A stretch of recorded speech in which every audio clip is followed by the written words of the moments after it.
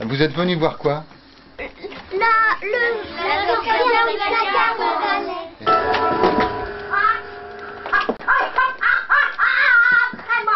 Est-ce que pour 0,75 tu pourrais t'acheter une maison? Non. Bonjour monsieur le notaire. Vous n'auriez pas une maison dans les 500 francs?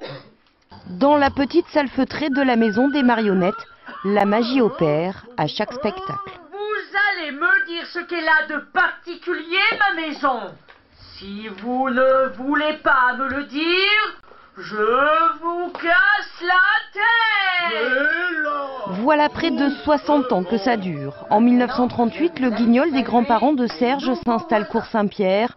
4200 représentations, 120 spectacles, 600 000 spectateurs. Jusqu'en 1965, le théâtre berce plusieurs générations de Nantais.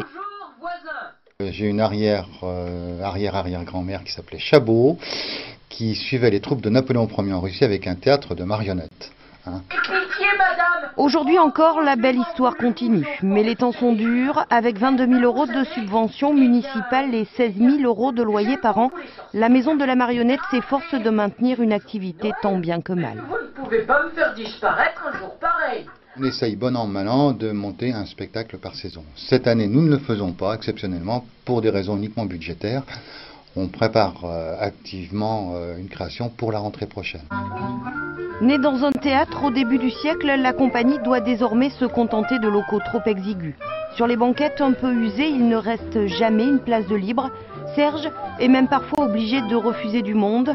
Un drôle de paradoxe, surtout lorsque l'on a tant besoin de financement. Et c'est à moi qu'est arrivée l'histoire